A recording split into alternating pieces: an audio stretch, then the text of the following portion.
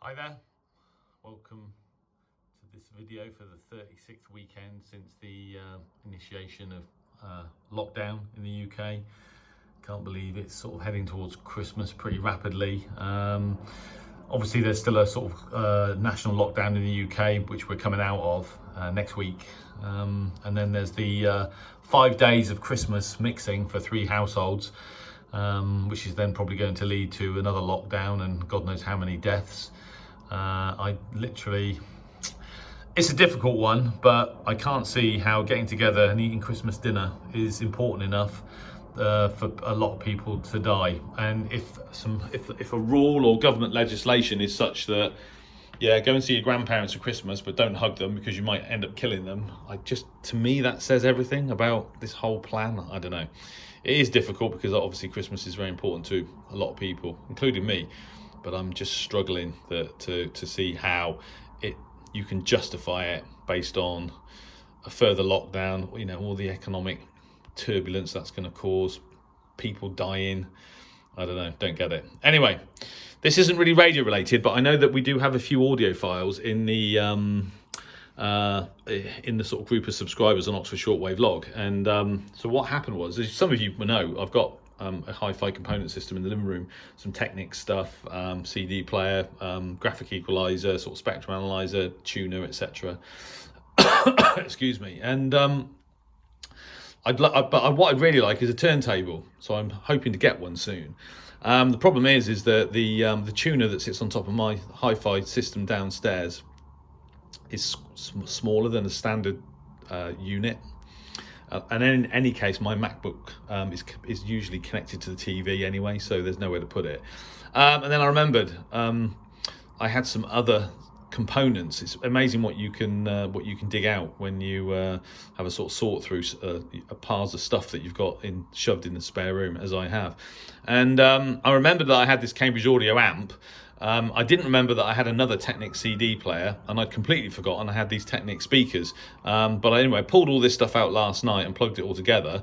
And I got to say, it sounds amazing. I can't play too much of this Heaven 17 track because YouTube will recognise it and shut me down. But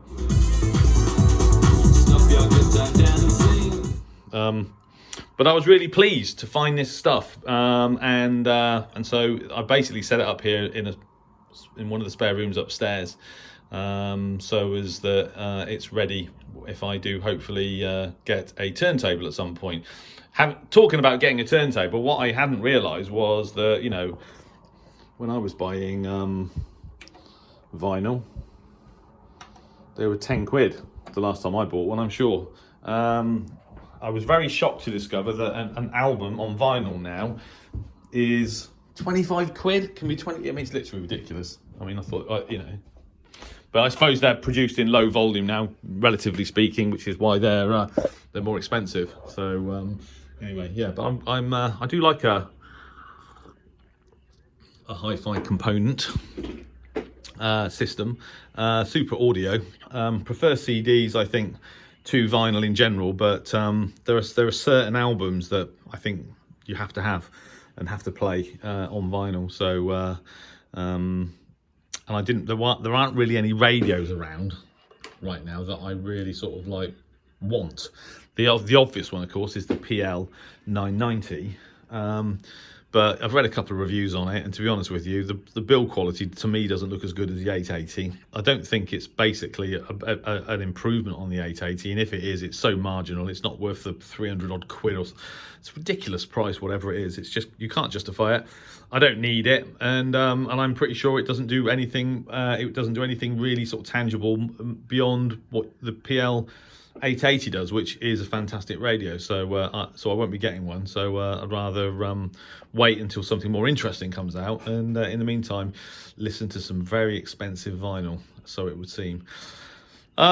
So this weekend, what am I doing? Well, I'm changing things around a little bit this weekend. Rather than I was up late last night, well, this morning, listening and recording some stations on shortwave using the ICOM ICR 75 and also some medium wave transatlantic DX. But something struck me actually. I've got as you guys probably know, I've got 2 Wellbrook loops. I lent one actually to a ham radio friend a while back, and I actually got it back off him a while back.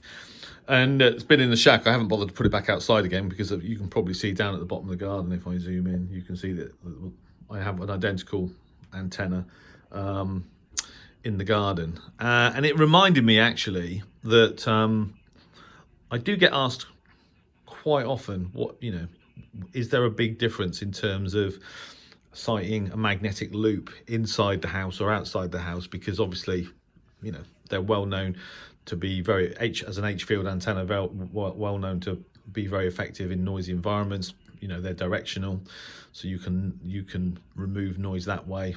And obviously they reject the electric field, and a lot of that and the associated noise. So they're good indoors. But do you see a significant improvement outdoors? And the answer to that question is yes, you do sometimes.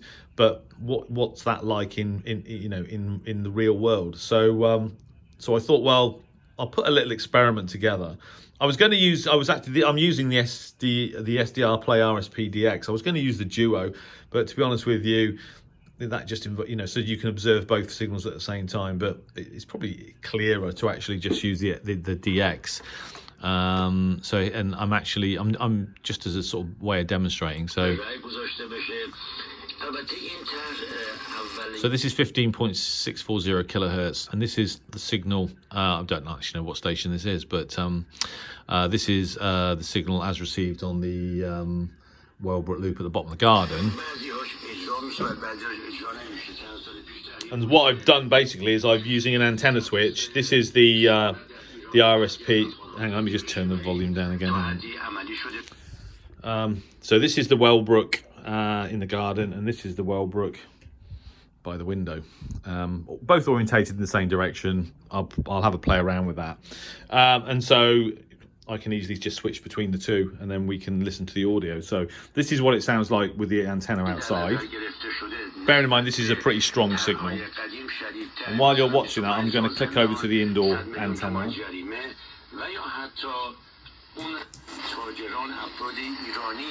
So there you go. Noise floor indoors about minus 115 dBs. Still a strong signal. And then back again.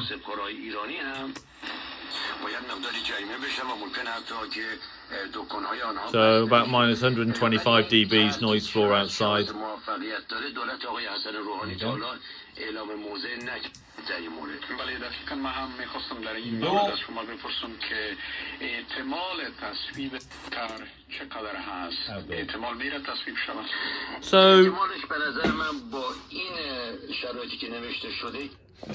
whenever I do these sorts of tests, you always end up, it's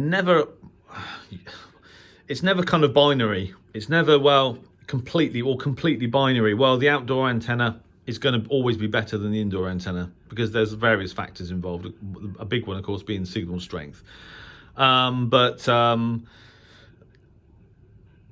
think that it's worth looking at this. Some people just don't have an outdoor space, and so do they want to know? Do those people want to know whether a magnetic loop, is an effective antenna indoors? And the answer to that question is they do want to know. But what can they hear? So, for example, in the early hours of this morning, I recorded Puerto Rico on 1660 kilohertz WGIT. I recorded Bloomberg Radio, and I recorded VOCM, all on the ICR 75. The reason I did that was not because I haven't heard these stations before. I've heard them many times before, but I plugged the Bose SoundLink Mini speaker into the Icon to improve the audio, and so I thought, because I thought it would be interesting to listen to those transatlantic DX stations on the Icon with some good audio. So so then I was inspired to think, well, is it possible to hear transatlantic DX with the antenna indoors? Now, I can't remember, but when I first got my loop, it was indoors in the bedroom window, basically, of my old shack for quite a long time, and I'm sure that I did hear transatlantic DX with the loop indoors, and I know you can, because even with something like a sort of just an inductive box loop, you know, a passive antenna, passive loop, you can copy the stronger North American stations on medium wave indoors. So you definitely can with a Wellbrook.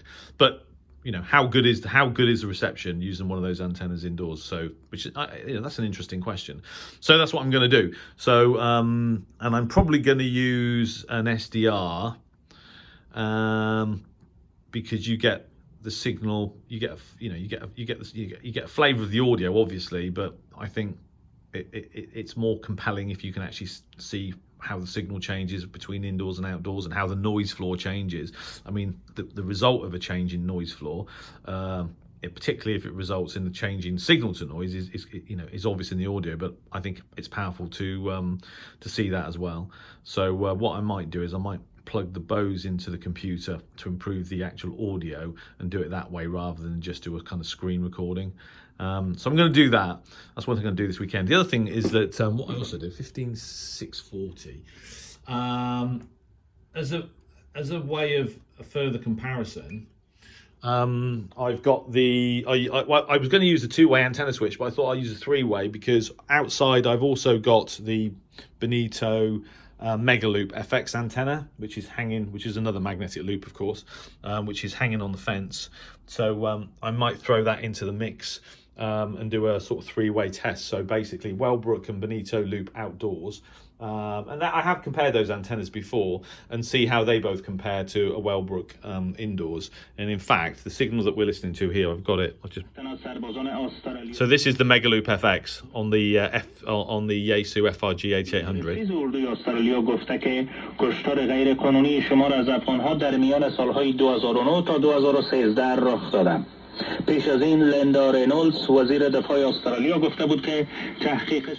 As compared to the Wellbrook. I've just changed frequency. There we go. Hang on, here we go.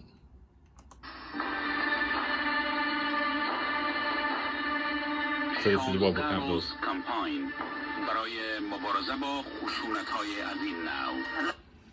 So there you go.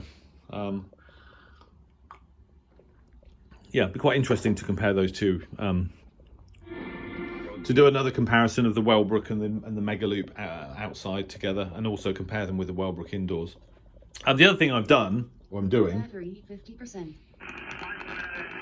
is I've got the ELAD FDM Duo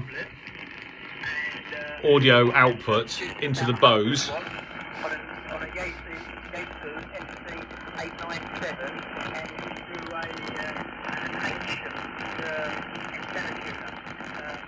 And the reason I'm doing that is because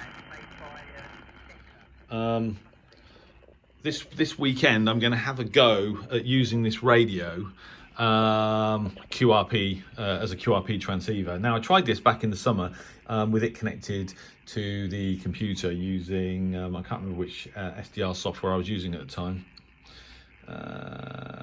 Was it SDR console? I think it might have been SDR console. Anyway, that kind of worked, but I'm just gonna try and use it as a QRP transceiver on its own in standalone mode. It's interesting actually, because I matched it earlier. So I've got it connected to my end-fed wire via the MFJ 948. There it is, and it's got a built-in SWR meter. It should be pretty well matched. But if I just what are we at? Actually, I need to change the mode. If I just go to FM, turn the volume right down, and transmit, it should give me a pretty decent SWR. What is it? 1.1 to 1.5. So not too bad.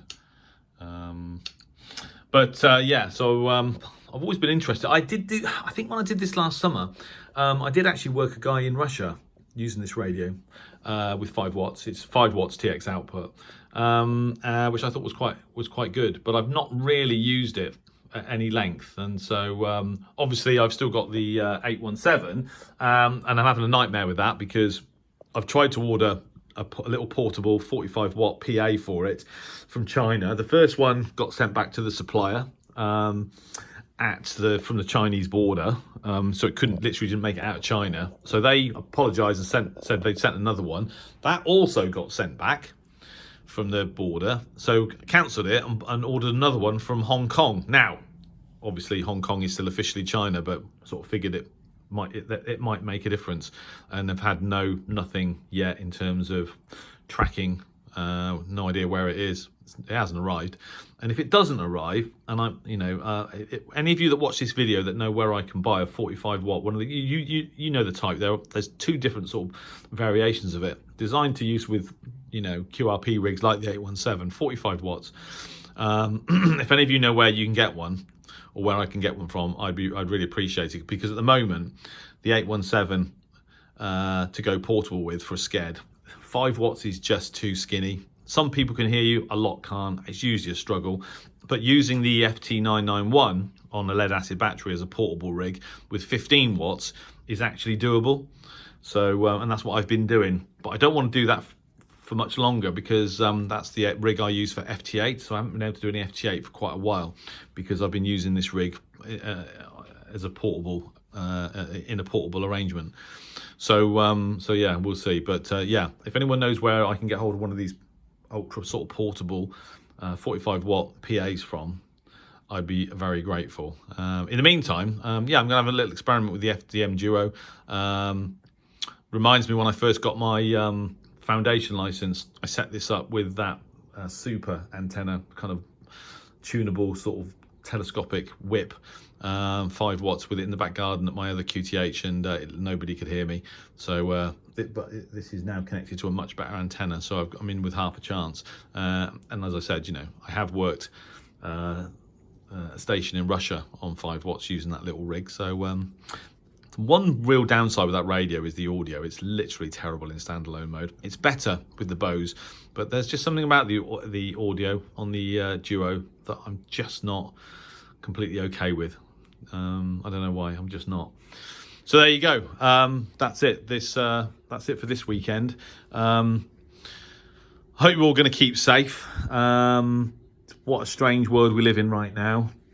As for Christmas, like I said, it's a really difficult one. Half of me is saying, great, families can meet. The other half of me is sort of saying to myself, in my head, what a terrible idea. A sort of overblown Sunday lunch. Is it really worth it? For all the for the economic damage it's going to cause with the lockdown afterwards. Obviously, for the people that are going to die. I really don't get it. I don't. It's just a very, very difficult problem, and one that I'm glad I don't have to solve. So, but anyway, I wish you all a very good weekend. I wish you all good DX.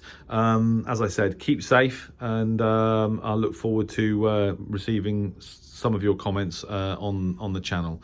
All right, thanks for watching, and best 7-3. Cheers.